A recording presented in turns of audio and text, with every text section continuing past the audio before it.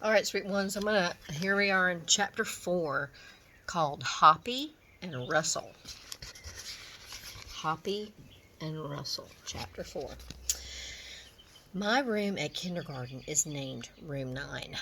I have two bestest friends in that place. One of them has the name of Lucille. Lucille sits right exactly next to me. She has a red chair and also little red fingernails, which are very glossy. My other bestest friend is named Grace.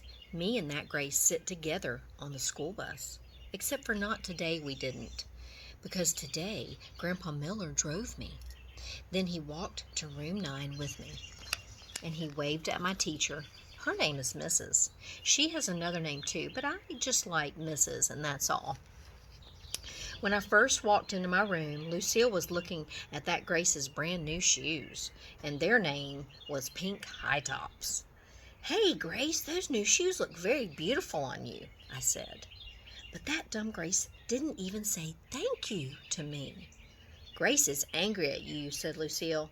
"She said that she rode the bus today and you weren't even there to save her a seat, and she had to sit next to an icky kid. Right, Grace?" Grace bobbed her head up and down. "Yes, only I couldn't help it, Grace," I said. "That's because I stayed at my Grandpa Miller's all night, and there's no bus at that place. And so he had to drive me here today." Then I tried to hold that Grace's hand, only she quick pulled it away. "That's not very nice of you, Grace," I said. "And so guess what? Now I'm not going to tell you my special secret." That's when that Grace called me a poopy head. Lucille held my hand. "I don't think you're a poopy head, Junie B," she said, "and so you can tell me your special secret. And I won't tell anybody, not even Grace." That's when that Grace kicked Lucille in the leg. And so Lucille pushed her down, and Mrs. had to come pull them off each other.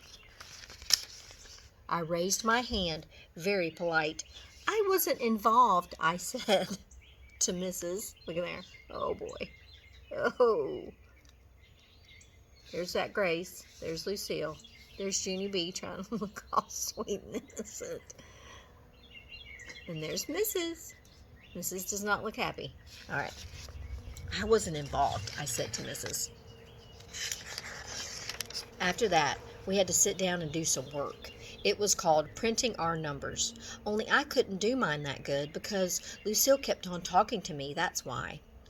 "Come on, Junie B," she said in her whispering voice. Tell me your special secret." "I won't tell, I promise."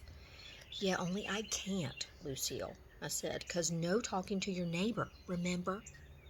"See, Lucy," oh, hold on, sorry. Then Mrs. snapped her fingers at me. "See, Lucy, I told you no talking to your neighbor," I hollered. "Now I got snapped at." Just then a boy named Jim said, "Shh," to me. "Shh, yourself, you big fat Jim," I said back. After that, Mrs. stood next to me till I finished my work. Then I got all done and she collected it. That made me happy inside, because guess what comes after work? Something very fun, that's what. And its name is Show and Tell. Mrs. stood next to her desk. "Who has something interesting to share with the class today?" she said. Then my heart got very pumpy, because I had the most special secret in the whole wide world. I raised my hand way high in the air. "Ooh, ooh," I hollered real loud. Me. Mrs. shook her head at me, because I'm not supposed to go ooh, ooh, ooh, me. She called on William. He is a crybaby boy in my class. I can beat him up, I think. "William," said Mrs., "since you raised your hand so politely, you may go first." And so then William carried a paper bag to the front of the room, and he took out a jar of 2 dead crickets. Except for William didn't know they were dead. He just thought they were sleeping. "Jump, Hoppy, jump, Russell," said William. Hold on, car going by. Then he tapped on the glass. "Hey, wake up in there," he said. After that, William started shaking the jar all over the place, and he wouldn't stop. "Wake up, I said," he shouted. Look. Oh, no. See the crickets? There's William. "Wake up," I said, he shouted. Then Hoppy and Russell started falling all apart. You know how bugs fall apart when they're dead and they're kind of dried out? And Mrs. had to take the jar away. That's when William started to cry, and he had to go to the nurse's office to lie down. And so then I raised my hand way high in the air again. Because guess what? My show and tell was way better than 2 dead crickets. End of chapter 4. Oh, end of chapter 4. All right, bye.